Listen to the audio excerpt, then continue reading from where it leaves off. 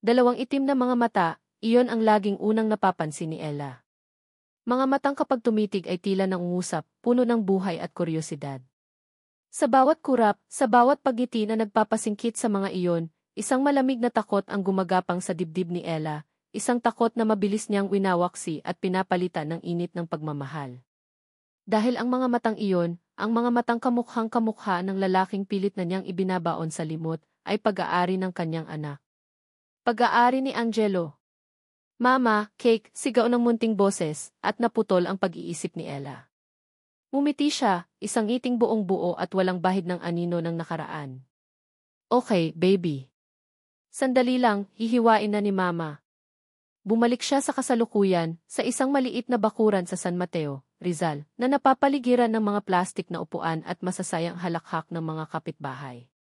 Ang hangin ay amoy spaghetti at bagong saing na kanin, at sa isang mahabang mesa ay nakatayo ang isang cake na siya mismo ang gumawa, hindi perpekto ang pagkakapahid ng icing, ngunit gawa naman sa purong pagmamahal. Ito ang mundo niya ngayon. Simple, payapa at sapat na. 3 taon. 3 taon na niyang itinatayo ang mundong ito, malayo sa mga naglalakihang gusali ng Makati at sa mga pangakong napako. Dito, siya si Ate Ella na mahusay magluto ng adobo, ang nanay ni Angelo na laging may ngiti sa labi. Walang nakakaalam sa bigat ng kanyang nakaraan, at iyon ang pinakamahalaga sa lahat. Mering Ella, ang galing talaga ng spaghetti mo. Ano ba ng sikreto? Sigaw ni Aling Nita, ang kanyang kapitbahay na abala sa pag-aasikaso sa mga bata. Pagmamahal, Mer. Iyon lang, sagot ni Ella na may kasamang tawa. Itinulos niya ang 3 kandila sa cake. 3 taon. Ang kanyang Angelo ay 3 taong gulang na. Ang kanyang anghel, ang kanyang lakas, ang dahilan kung bakit siya bumangon mula sa pagkakalugmok. Habang pinagmamasdan niya ang anak na masayang nakikipaghabulan sa ibang mga bata, isang dasal ang namutawi sa kanyang isip. Sana, laging ganito. Sana, manatili kaming ligtas dito. Kasabay ng pag-awit ng Happy Birthday, isang tunog ang pumukaw sa atensyon ng lahat. Isang tunog na hindi nababagay sa kanilang simpleng kalye, ang marahan at makinis na ugong ng isang mamahaling makina. Sa dulo ng kalsada, isang makintab at itim na sedan ang dahan-dahang huminto sa tapat mismo ng kanilang gate.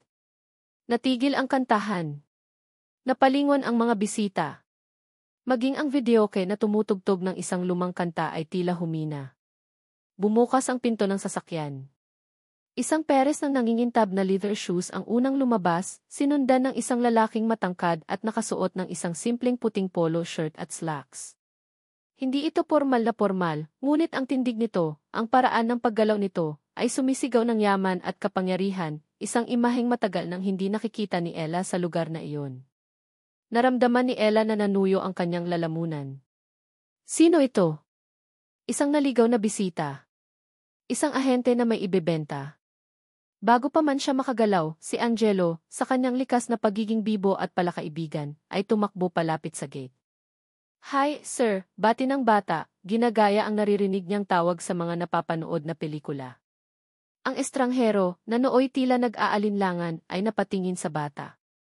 Isang ngiti ang dahan-dahang sumilay sa mga labi nito, isang ngiting pamilyar. Lumuhod ito upang magpantay sila ni Angelo. At sa sandaling iyon, sa ilalim ng sikat ng araw ng hapon, ang lahat ay naging malinaw. Ang mga kapitbahay na nakapaligid ay nagsimulang magbulungan. Uy kamukha Odi.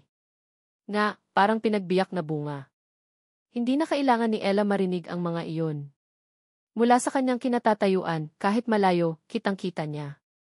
Ang hugis ng mga mata. Ang arko ng mga kilay. Ang paraan ng pagngiti. Ang mga matang iyon na minsan ay buong pagmamahal na tumitig sa kanya. Ang mga mata ring iyon na pag-aari ng lalaking gumamit at dumurog sa kanya. Dahan-dahan, tumayo ang lalaki at tumingin sa direksyon niya. Nagtama ang kanilang mga paningin. Ang ingay ng munting handaan ay naglaho sa pandinig ni Ella. Ang natatanging naririnig niya ay ang dumadagundong na tibok ng kanyang puso. Ang ngiti sa kanyang mga labi, na kanina lang ay puno ng kaligayahan, ay unti-unting naglaho, na parang isang kandilang hinipan ng malakas na hangin. Ang kutsilyong hawak niya para sa cake ay biglang bumigat. Si Miguel de Villa. Matapos ang 3 taon. Matapos ang lahat ng kanyang pagtatago, natagpuan siya. Humakbang ito palapit, ang mga mata ay hindi inaalis sa kanya, puno ng isang emosyong hindi mabasa ni Ella, pagsisisi, pananabik, sakit. Bawat hakbang nito ay parang isang dagok sa dibdib ni Ella, nagpapaalala sa lahat ng sakit na akala niya ay nalibing na niya. Tumigil ito ilang talampakan mula sa kanya, ang anino nito ay tumatabo na sa kanya at sa cake ng kanyang anak. Ang boses nito, garalgal at puno ng bigat ng 3 taon, ang bumasag sa katahimikan. Ella, nagkita rin tayo. Ngunit hindi ang mga salita niya ang narinig ni Ella. Hindi ang mukha niya na puno ng pagsisisi ang nakita niya. Ang mga mata ni Ella ay nakapako sa ibaba, sa kamay ni Miguel na ngayon ay nakapatong sa balikat ng kanyang anak. Ang kamay ng kanyang nakaraan, hawak na ang kanyang kasalukuyan. Ang kamay na bumasag sa kanyang puso, ngayon ay nakahawak sa nag-iisang dahilan kung bakit ito tumitibok pa. Ang mga matang iyon. Iyon ang unang bumungad kay Migs. Mga matang minsan niyang sinamba, puno ng pag-ibig at tiwala. Ngayon, ang mga ito'y nagliliyab sa pinaghalong gulat, sakit, at galit na tila isang pader na bakal sa pagitan nila. Sa bawat segundong pagtitig niya kay Ella, nararamdaman niya ang 3 taon ng bigat, 3 taon ng kasalanan, 3 taon ng walang katapusang paghahanap. At sa tabi nito, nakatayo ang isang anghel. Isang munting batang lalaki na may mga matang katulad ng sa kanya. Anak ko. Ang dalawang salitang iyon ay umalinggaw sa isipan ni Migs na parang isang kulog, yumanig sa buong pagkatao niya. Sa loob ng 3 taon, ang tanging laraw ang hawak niya ay isang malabong kuha mula sa isang private investigator, si Ella na may bitbit na sanggol. Isang larawang nagbigay sa kanya ng pag-asa at nagpaalab sa kanyang determinasyon. Ngunit iba ang makita ito sa litrato, at iba ang kaharapin ang katotohanan. Isang batang may dugo niya, may laman niya, isang buhay na simbolo ng lahat ng kanyang isinuko at winasak. Ramdam niya ang pag-atras ng mga kapitbahay, ang mga bulungan na parang mga bubuyog na umiikot sa kanyang tainga. Ngunit wala siyang pakialam sa kanila. Ang buong mundo niya ay nagbago at umikot na lamang sa 2 tao sa kanyang harapan. Ella, ulit niya, ang boses ay basag. Sinubukan niyang humakbang palapit, ngunit napaatras si Ella. Hinihila ang bata sa kanyang likuran na para bang si Migs ay isang halimaw na handang manakmal. Ang kilos na iyon ay isang punyal na bumaon ng malalim sa kanyang dibdib. Nang matapos ang munting handaan, na naging isang malaking eksena, halos itaboy ni Ella ang mga natitirang bisita. Isinara niya ang gate ng may kalabog at hinarap si Migs. Ang init ng hapon ay tila naging isang malamig na gabi. Anong ginagawa mo dito? Tanong ni Ella, ang boses ay nanginginig sa pinipigilang galit. Hinahanap ka, sagot ni Migs, ang puso niya ay kumakabog ng napakabilis. Ito na. Ito na ang pagkakataon. 3 taon, Ella. 3 taon kitang hinanap. Sa kanyang isipan, nagunahan ang mga alaala ng kanyang desperasyon. Ang mga gabing hindi siya makatulog, binabalikan ang mga lugar na dati nilang pinupuntahan. Ang pag-upa niya ng sunod-sunod na private investigator na laging bumabalik na bigo. Ang pagpunta niya sa probinsya ng pamilya ni Ella sa Laguna, kung saan sinalubong lamang siya ng mga pader ng katahimikan at masasamang tingin. Ang pagtawag niya sa mga dati nilang kaibigan na bigla na lang siyang hindi kilala. Lahat sila, pinoprotektahan si Ella mula sa kanya. At sa bawat pagkabigo, lalo lang niyang naiintindihan kung gaano kalaki ang kanyang kasalanan. Para ano? Para hanapin ako. Isang mapait na tawa ang kumawala sa mga labi ni Ella. Para tapusin ang sinimulan mo. Para lalo akong ipahiya. Sabihin mo sa akin, Migs, anong kulang?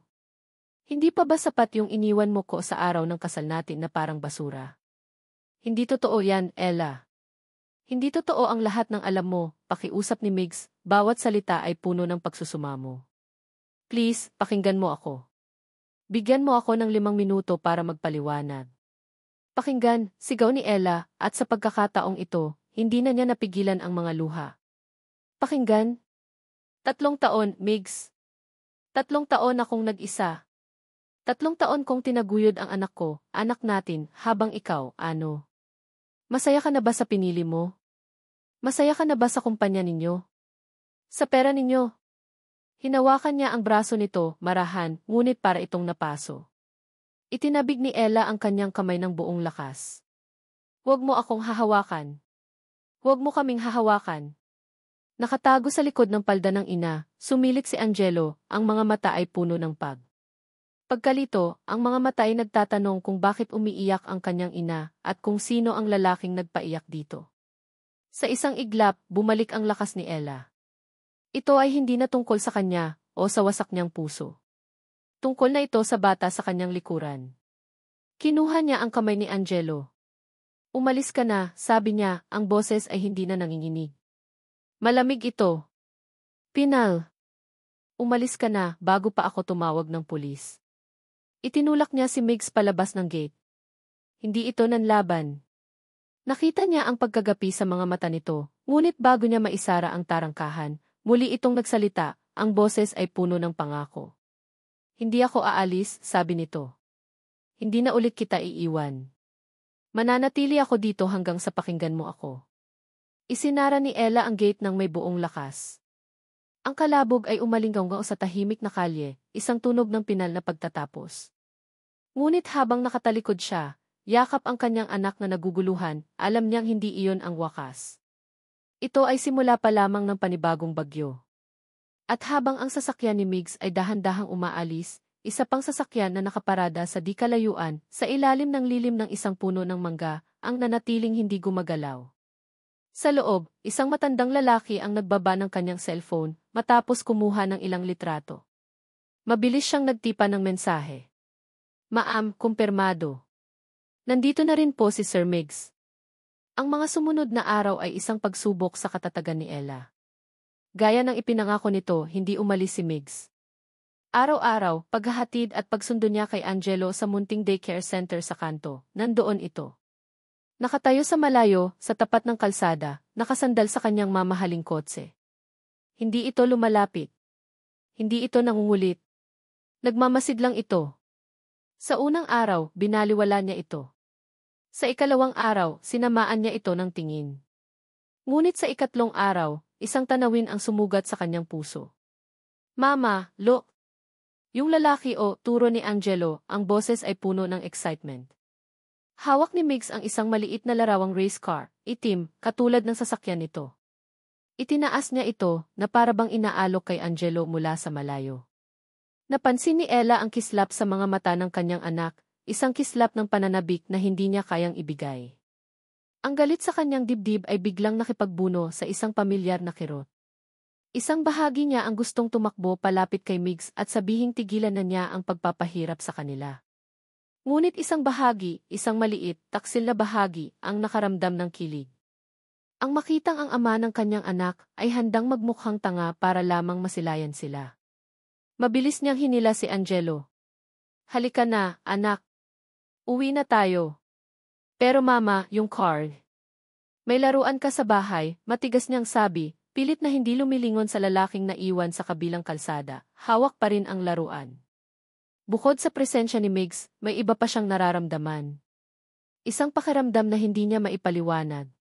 Sa palengke, pakiramdam niya ay may mga matang nakasunod sa kanya.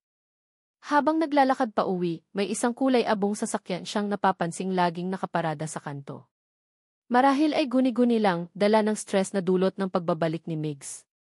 Iyon ang pilit niyang sinasabi sa sarili. Isang hapon, habang nagwawalis siya sa bakuran, isang kumatok sa kanilang gate. Hindi ito si Migs. Ang nasa labas ay isang lalaking nasa edad 40, nakasuot ng isang plansadong suit, at may dalang mamahaling leather briefcase. Ang kanyang ayos ay sumisigaw ng Makati.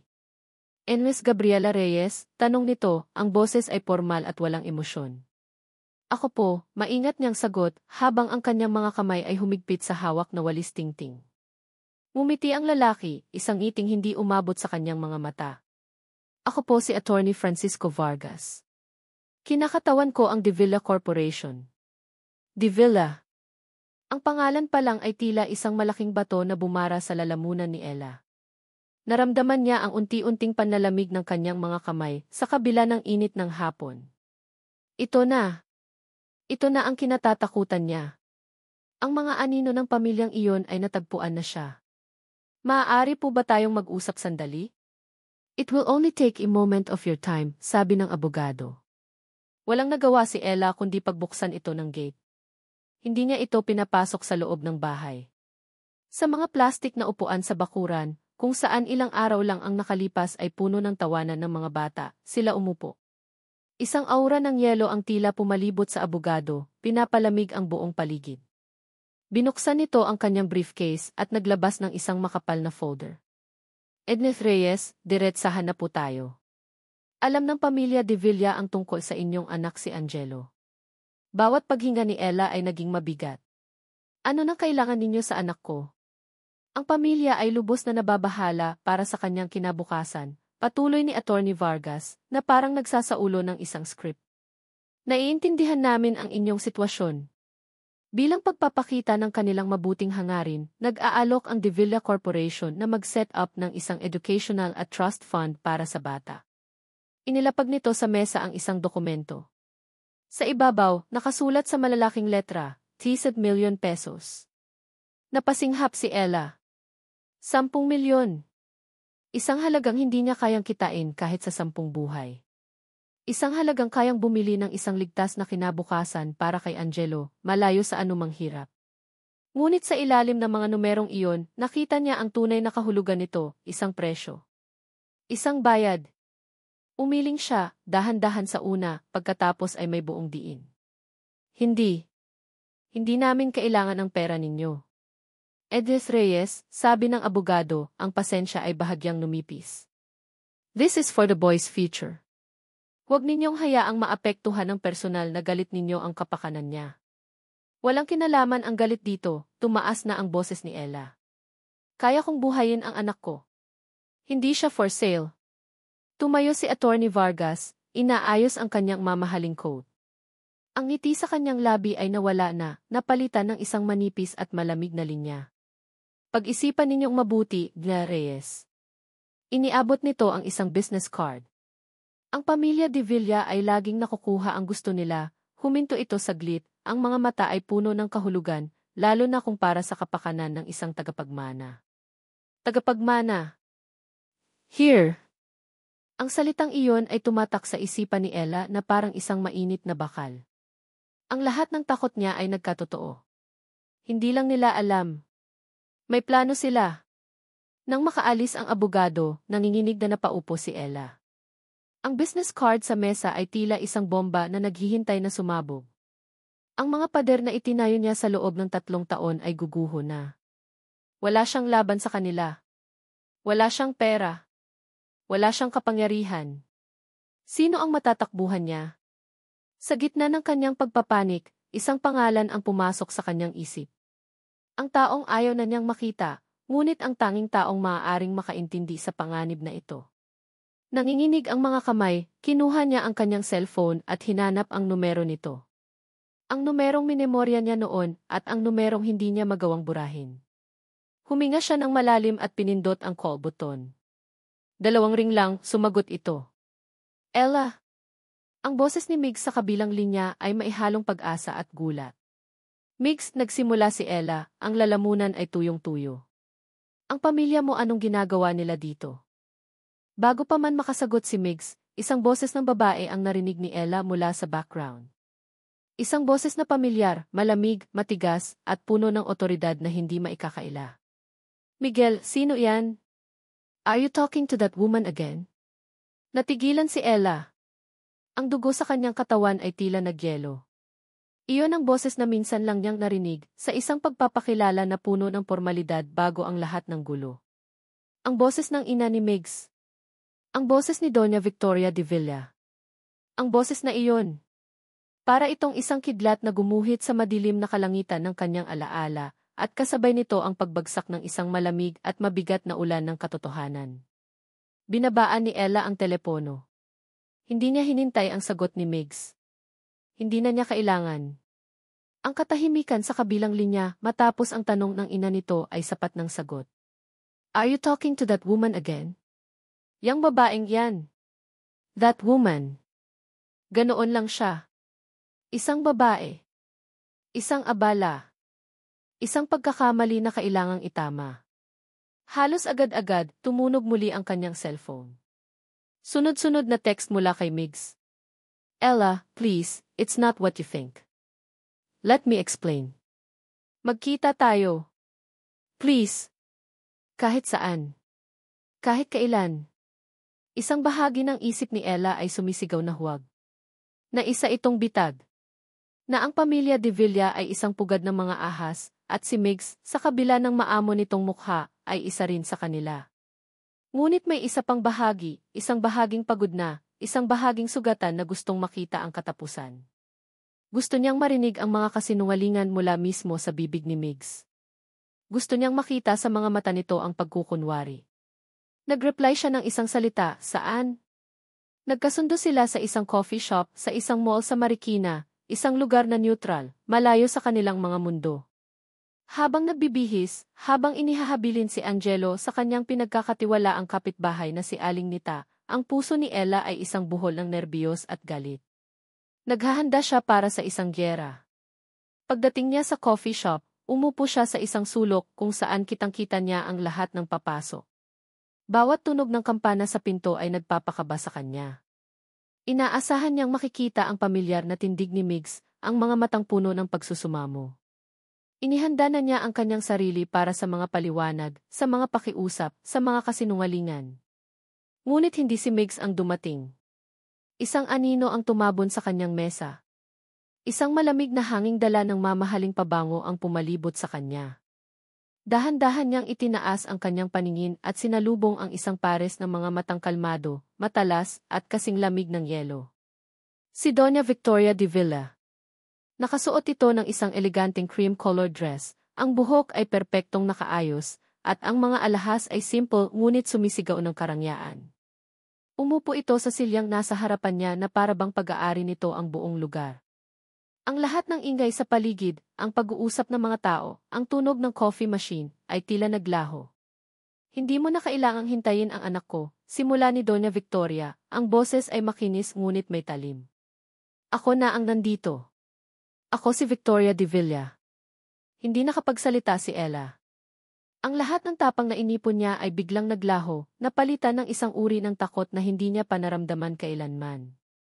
Isang ngiting walang bakas ng anumang kabutihan, ang sumilay sa mga labi ng matandang babae. Alam kong naguguluhan ka, Hija. Hayaan mong liwanagin ko ang lahat para sa iyo.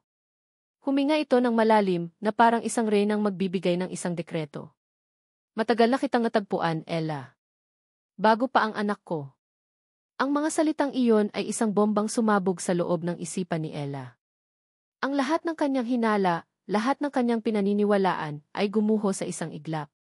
Isang taon pa lang ang nakalilipas, alam ko na kung nasaan ka at ang bata, patuloy ni Doña Victoria, habang pinagmamasdan ang reaksyon ni Ella na parang isang siyentipikong nag-oobserba ng isang eksperimento. Pinapanood ko lang kayo. Tinitingnan ko kung paano mo pinalalaki ang anak mo ang apo ko.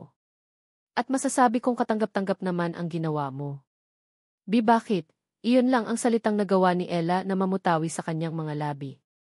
Bakit ninyo hinayaan, bakit ninyo siya pinapunta dito? Dahil kailangan kong malaman kung may nararamdaman pa ba para sa iyo ang anak ko. At napatunayan ko, sa kasamaang palad, na mayroon pa nga, sagot nito na may bahid ng pagkadismaya. Ngayon tapos na ang palabas. Pag-usapan na natin ang tunay na dahilan kung bakit ako narito. Sumandal ito at ang kanyang mga mata ay naging mas matalas, mas mapanganib. Hindi ka karapat-dapat sa apelyido namin, Ella. Isa kang kahihiyan sa aming pamilya. Ngunit ang anak mo, dala niya ang dugo ng mga de Villa. Dugo ng tagapagmana. Hinaplos nito ang kanyang perlas na kwintas. Narito ang alok ko. Simple lang. Ibigay mo sa akin ang apo ko, si Angelo. Napatayo si Ella sa gulat at galit. Ano? Nababaliw na ba kayo? Umupo ka, utos ni Doña Victoria, at sa tindi ng otoridad sa boses nito, napasunod si Ella nang hindi namamalayan. Ibibigay mo siya sa akin. Palalakihin ko siya bilang isang tunay na de Villa, na mailahat ng yaman at pribilehiyo na nararapat sa kanya. Bilang kapalit, bibigyan kita ng buhay na hindi mo mapapangarap. Isang bahay, isang negosyo, pera sa bangko na hindi mo maubos. Makakaalis ka ng bansa, magsimula ng bagong buhay. Kalimutan mo na kami at kakalimutan ka na rin namin. Huminto ito at ang mga mata'y dumilim. tumanggi ka at sisirain ko ang buhay mo. Gagamitin ko ang lahat ng pera at impluwensya ko para patunayan na isa kang unfit mother. Kukunin ko pa rin ang bata, pero sisiguraduhin kong wala kang makukuha. Sisiguraduhin kong hindi mo na siya makikita kailanman. Ang bawat salita ay isang pako na ibinabaon sa puso ni Ella. Ito pala ang plano. Isang masalimuot at malupit na larong sila ang piyesa. Si Migs, ang kanyang paghahanap, ang lahat isang palabas na idinirehe ng babaeng ito. Sa pag-alis ni Doña Victoria, kasabay ng pag-iwan nito ng isang malamig na takot sa hangin, ay ang pagdating naman ni Migs. Hingal na hingal ito, ang buhok ay magulo at ang mukha ay puno ng pag-aalala. Ella! Sorry, I'm late, sabi nito, napatingin sa pinto kung saan kalalabas lang ng ina. Hinarang ako ni Mama D. Iyon na. Ang huling piraso ng ebidensya. Napatingin si Ella kay Migs, ang mga mata niya ay nagliliyab na hindi sa sakit, kundi sa purong galit. Ang mga luha ay nagsimulang mamuo, hindi dahil sa lungkot, kundi dahil sa sukdulang pagkakanulo. Kasabot kanya, sabi niya, ang boses ay nanginginig sa galit, bawat salita ay puno ng lason. Kasama ka sa plano niyang kunin ang anak ko. Ano? Hindi. Ella, pakinggan mo ako. Sinungaling, sigaw niya, hindi na alintana ang mga taong napapatingin sa kanila. Itinuro niya ito, ang kanyang daliri ay nanginginig. Lahat kayo, manloloko. Ang salitang manloloko ay tumama kay Migs na parang isang malakas na sampal. Sa isang iglap, ang lahat ng pag-asang inipon niya sa loob ng 3 taon ay gumuho at naging abo. Nakita niya ang pader sa pagitan nila ni Ella, hindi na bakal, kundi isang bundok na imposible ng tibagin. At ang nagtayo ng bundok na iyon ay ang sarili niyang ina. Tumakbo si Ella palabas ng coffee shop, iniwan siyang nakatayo roon, bigo at nag-iisa. Ang mga mata ng mga tsismoso sa paligid ay tila mga karayom na tumutusok sa kanya. Ngunit wala siyang pakialam. Isang pangalan lang ang nasa isip niya, isang pangalan na sinisigaw ng kanyang galit. Mama! Minaneho niya ang kotse pauwi na parang isang baliw. Ang mga busina ng ibang sasakyan ay mga palamuti lang sa ingay ng nagngangalit niyang puso. Pagdating niya sa mansyon ng mga De Villa, hindi na siya nag-abalang iparada ng maayos ang sasakyan. Pabalagsak niyang isinara ang pinto at sinalubong ang kanyang ina na kalmadong nag-aayos ng mga bulaklak sa isang florera sa gitna ng kanilang malawak na sala. Ma, what did you do? Sigaw niya, ang boses ay umalinggaw sa matataas na kisam ng bahay. Paano mo nagawa to sa amin? Hindi man lang lumingon si Doña Victoria. Patuloy ito sa pag-aayos ng mga puting rosas. Miguel, calm down. Hindi na babagay sa isang De Villa ang sumigaw na parang walang pinag-aralan. Huwag mo akong daanin sa ganyan, ma, lumapit siya, ang mga kamay ay nakakuyom. Sinira mo na naman. 3 taon na ang nakalipas, sinira mo ang buhay ko. Ngayon, sisirain mo na naman? Sa wakas, humarap ito. Walang bakas ng pagkakasala sa mukha nito.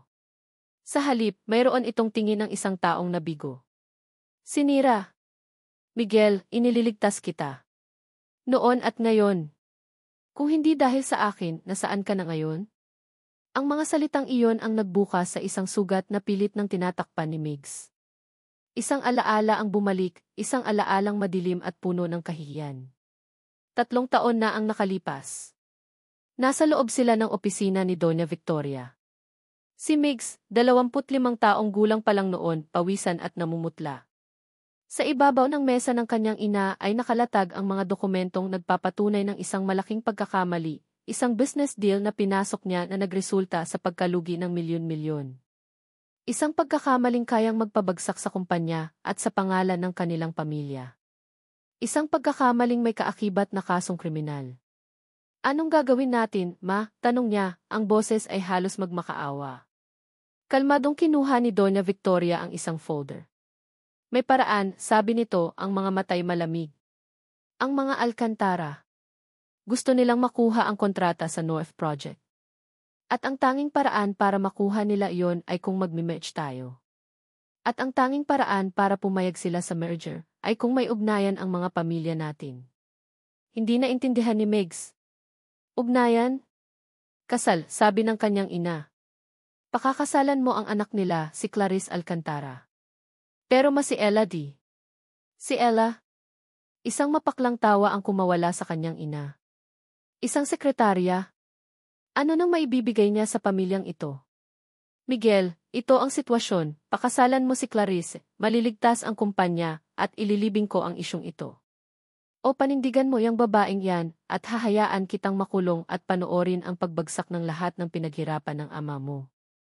Ginawa ko yon, pag-amin ni Doña Victoria, pinuputol ang pagbabalik tanaw ni Migs. At gagawin ko ulit para protektahan ang pamilyang ito. Hindi mo nakikita, Miguel. Ang babaeng yan at ang anak niya ay isang panganib. Pero ang bata ay isang asset. Isang de Villa. At sa ayaw at sa gusto mo, makukuha ko ang apo ko. Hindi ako papayag, matigas na sabi ni Migs. Wala kang magagawa, sagot ng kanyang ina, at may kinuha itong telepono. Nagsimula na ang mga abogado ko. Bukas, maghahain na sila ng petition for custody. At ikaw, tumingin ito sa kanya nang may pinal na desisyon, mananatili ka dito. Hindi mo na sila makikita. Puno ng galit, tinalikuran ni Migs ang kanyang ina at nagmamadaling lumabas. Kailangan niyang maabutan si Ella. Kailangan niyang magpaliwanag. Kailangan niyang ayusin ang gulong ito. Minaneho niya ang kotse pabalik sa San Mateo. Ang puso niya ay isang mabangis na kabayo na gustong kumawala sa kanyang dibdib. Ngunit pagdating niya sa pamilyar na kalye, isang tanawin ang sumalubong sa kanya, isang tanawing nagpadurog sa natitira pa niyang pag-asa. Sarado ang bahay. Madilim. Walang buhay. Sa bintana, nakita niya si Ella, naglalakad palayo sa kalsada, hila-hila si Angelo sa isang kamay at bitbit ang isang malaking itim na bag sa kabilang kamay. Tumatakas siya. Tumatakas na naman siya. Ella, sigaw niya, bumaba ng kotse at tumakbo. Ella, sandali. Lumingon si Ella. Sa ilalim ng ilaw ng poste, nakita ni Migs ang kanyang mukha, isang mukha na walang emosyon, na para bang isang maskara. Ngunit ang mga mata nito, puno iyon ng sukdulang pagkamuhi. Isang tingin na nagsasabing tapos na ang lahat. Bago siya tuluyang makalapit, mabilis na sumakay si Ella at ang bata sa isang tricycle na tila kanina pa nag-aabang sa kanto, at humarurot ito sa dilim. Naiwan siyang nakatayo sa gitna ng kalsada, sumisigaw sa pangalang hindi nalilingon pa. Kasabay ng paglaho ng tricycle sa dilim, tumunog ang kanyang cellphone. Isang text message. Hindi mula kay Ella. Mula sa bangko. Your corporate accounts and personal assets have been temporarily frozen via order of the CE, Victoria de Villa. Nabitawan ni Migs ang kanyang cellphone. Ang plastic na case ay bumasag sa semento. Sa isang iglap, nawala ang lahat. Wala na si Ella. Wala na ang kanyang anak. At ngayon, wala na siyang pera at kapangyarihan. Pinutol na siya ng sarili niyang ina. Siya na ngayon ay wala ng silbi. Wala ng laban. Lahat ay nawala. Ang tanging kanlungan ni Ella ay si Aling Nita. Ang matandang kapitbahay na nagsilbing lola-lolahan ni Angelo sa loob ng 3 taon. Sa maliit nitong bahay, sa likod ng mga nakasampay na labada at sa ilalim ng kalawangin nitong yero, doon sila pansamantalang nagtago. Ang bawat ugong ng sasakyan sa labas ay nagpapakaba sa kanya. Ang bawat katok sa pinto ay nagpapatayo ng kanyang mga balahibo. Hija, kumain ka muna. Kanina ka pa balisa, sabi ni Aling Nita, inilapag ang isang tasang mainit na tsokolet sa harap niya. Salamat po, Nay, sagot ni Ella, ngunit hindi niya magalaw ang tasa. Ang isip niya ay lumilipad. Kailangan nilang umalis. Hindi lang sa San Mateo. Kailangan nilang umalis ng bansa. Ngunit paano? Ang pera niya ay sapat lang para sa ilang linggong pagkain. Ang pasaporte niya ay matagal ng paso. Kinabukasan, habang nag-iisip siya ng susunod na hakbang, isang itim na van ang huminto sa tapat ng bahay ni Aling Nita. Mabilis na bumaba ang 3 lalaking nakabarong at isang babaeng pormal na nakasuot. Hindi na kailangan ni Ella na hulaan kung sino sila. Ang isa sa mga lalaki ay si Attorney Vargas. Dala nila ang mga dokumento. Dala nila ang bigat at kapangyarihan ng pangalang de Villa. Edneth Reyes, sabi ni Attorney Vargas, ang boses ay walang pag-aalinlangan. May dala kaming court order. Pansamantalang ibinibigay sa amin ang kustodya ng bata habang dinidinig ang kaso. Niyakap ni Ella si Angelo na nagsisimula ng umiyak dahil sa takot sa mga estranghero. Wala kayong karapatan. Hindi ninyo siya makukuha. May karapatan kami, mariing sabi ng abogado, iwinawagayway ang papel. Huwag na ninyong daanin sa dahas, Dna Reyes. Sumama na lang kayo ng maayos. Hinarangan ni Aling Nita at ng ilan pang usiserong kapitbahay ang daan. Teka muna. Anong ginagawa ninyo sa mag-inang to? Ngunit ang mga security na kasama ng abogado ay malalaki ang katawan. Dahan-dahan nilang itinutulak ang mga tao. Napapalibutan na sila. Walang matakbuhan. Walang matawagan. Ito na ang katapusan. Habang papalapit ang mga ito para kunin si Angelo, pumikit si Ella at nagdasal para sa isang himala. At ang himala ay dumating, hindi sakay ng isang puting kabayo, kundi sakay ng isang luma at umuugong na motorsiklo. Si Migs. Ngunit hindi ito ang Migs na nakilala niya. Ang buhok nito ay magulo. Ang suot nito ay isang simpleng t-shirt at maong na pantalon. Ang mukha nito ay may bakas ng ilang araw na walang tulog. Wala na ang aura ng yaman at kapangyarihan. Ang nasa harap nila ay isang ordinaryong tao, isang desperadong tao. Mabilis niyang ipinarada ang motor at hinarangan ang daan ng mga tauhan ng kanyang ina. Subukan ninyong hawakan ang anak ko, sabi ni Migs, ang boses ay kalmado ngunit may bigat na nagpatigil sa lahat. Nagulat si Attorney Vargas. Sir Migs, anong ginagawa ninyo dito? Ang utos ni Doña Victoria di. Wala na akong pakialam sa utos ng ina ko, putol ni Migs. Tumalikod ito at tumingin kay Ella, ang mga mata nito ay puno ng pagsusumamo. Ella, tiwala. Isang beses lang. Magtiwala ka sa akin. Hindi alam ni Ella kung ano ang iisipin, ngunit sa mga mata ni Migs, wala siyang nakitang pagkukunwari. Ang nakita niya ay purong desperasyon at determinasyon. Bumunot si Migs ng cellphone, hindi na ang mamahalin niyang smartphone, kundi isang luma at mumurahing modelo. Nagdial ito ng isang numero. Rico. Si Migs to, sabi niya sa kabilang linya. Nasaan ka? Malapit ka na ba? Nandito na sila. Sige, i-record mo lahat. Huwag kang mag-alala sa akin. Ilabas mo lang ang katotohanan. Ibinaba niya ang telepono. Ilang sandali lang, isa pang van ang dumating, isang van na may logo ng isang kilalang VE network. Isang reporter, si Rico, na dati niyang kaibigan sa kolehiyo, ang mabilis na bumaba kasama ang isang kameraman. Itinutok ng kameraman ang lente nito sa eksena. Nagulat si Attorney Vargas at ang kanyang mga kasama. Humarap si Migs sa kamera. Humarap siya sa buong mundo. Ang pangalan ko ay Miguel de Villa, simula niya, ang boses ay malinaw at matatag. Anak ako ni Victoria de Villa, ang isifi ng De Villa Corporation. At nandito ako para sabihin sa inyo ang katotohanan. Huminga siya ng malalim. 3 taon na ang nakalipas, ginamit ako ng sarili kong ina para sa isang business deal. Pinilit niya akong iwan ang babaeng mahal ko para pakasalan ang anak ng isang business partner para iligtas ang kumpanya mula sa isang pagkakamaling ako mismo ang gumawa. Ngayon, gusto niyang kunin ang anak ko mula sa kanyang ina, gamit ang pera at kapangyarihan para baluktutin ang batas. Tumingin siya ng diretso sa lente ng kamera na para bang kinakausap niya ang kanyang ina. Hindi ko nahahayaang mangyari ulit to. Ngayon, sa harap ninyong lahat, tinatalikuran ko ang pangalang De Villa. Isinusuko ko ang lahat ng mana at posisyon ko sa kumpanya. Wala na kayong kapangyarihan sa akin. Lumapit siya kay Ella at sa unang pagkakataon, hinawakan ang kamay ng kanyang anak. Pero itong anak ko, sabi niya, ang boses ay nanginginig sa emosyon, itong pamilya ko hindi niyo makukuha. Kasabay ng kanyang mga salita, isa pang itim na sedan ang humarurot at huminto. Bumukas ang pinto at bumaba si Doña Victoria de Villa. Ang mukha ay isang maskara ng purong galit at hindi makapaniwala sa iskandalong nangyayari. Nagkatinginan sila, ina at anak. Ang reyna at ang prinsipe na tumalikod sa kanyang kaharian.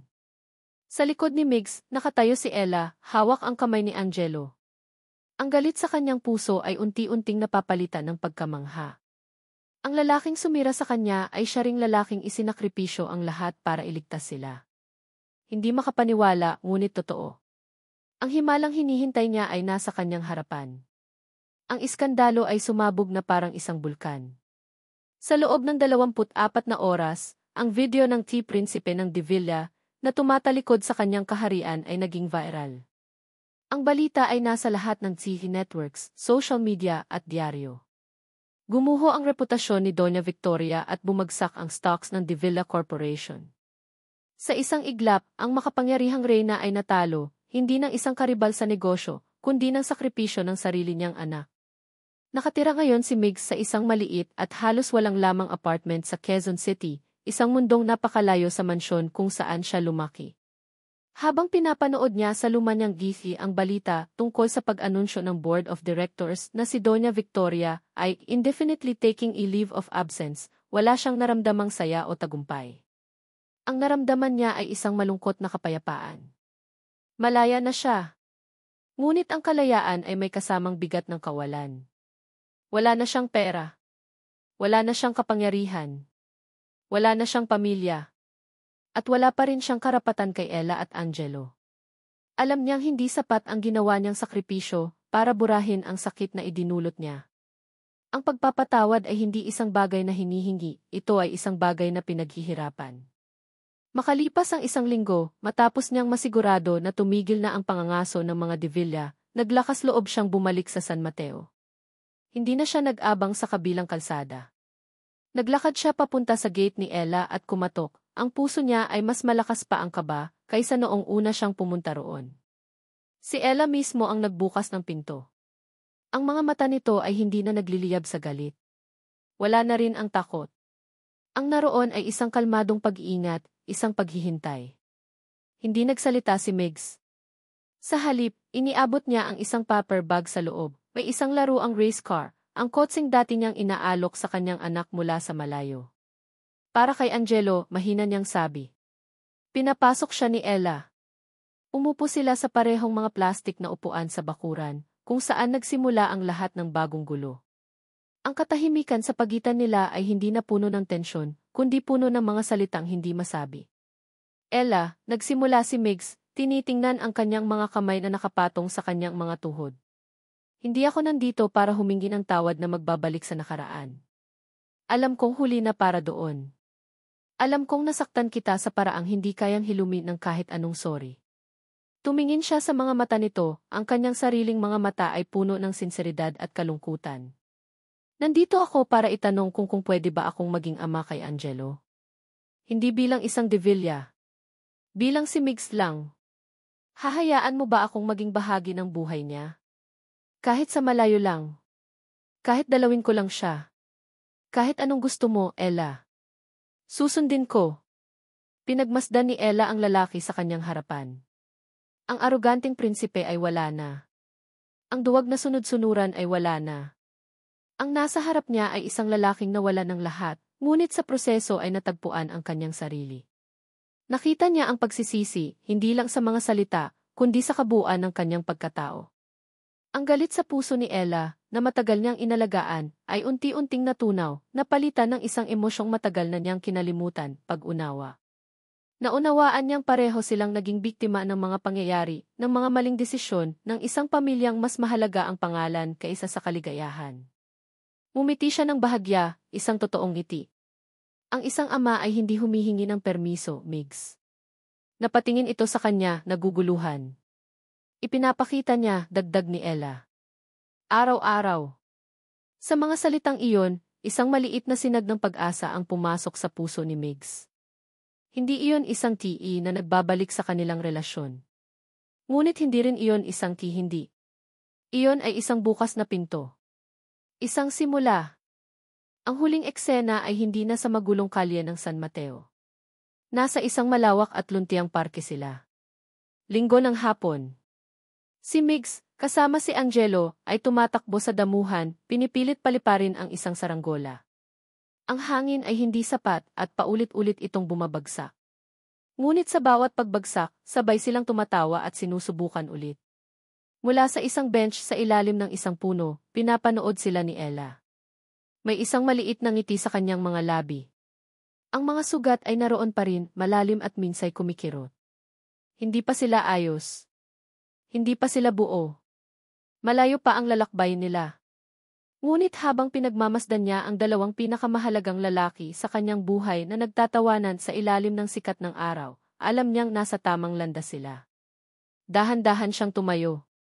Dahan-dahan siyang naglakad palapit sa kanila. Sa papalubog na araw, ang tatlong anino sa damuhan, isang lalaki, isang babae, at isang bata, ay dahan-dahang nagsalubong, nagiging isa. Hindi pa ito ang perpektong wakas. Ngunit ito ay isang tunay at pinaghirapang simula. Ang simula ng paghilom. Ang pag-asa ng isang buong pamilya. At dito nagtatapos ang kwento ni Gretchen at Marco. Sa aming mga minamahal na tagapakinig, isang taos pusong pasasalamat. Salamat sa pagsama ninyo sa bawat pagpatak ng luha, sa bawat pagtibok ng puso, at sa bawat pagsubok na pinagdaanan ng ating mga bida. Ang inyong pakikinig ay ang nagbigay buhay sa kanilang paglalakbay. Habang isinusulat ko ang kwentong ito, naramdaman ko rin ang sakit ni Gretchen at ang bigat na pinasa ni Marco. Ito ay isang paalala sa ating lahat na ang tunay na pamilya ay hindi lamang natatagpuan sa dugo.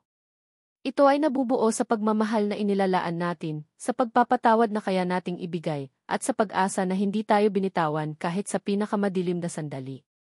Ang kwento ni Gretchen at Marco ay kwento ng paghahanap sa sarili at pagtuklas na ang ating halaga ay hindi nakabase sa ating pangalan, kundi sa kabutihan ng ating puso.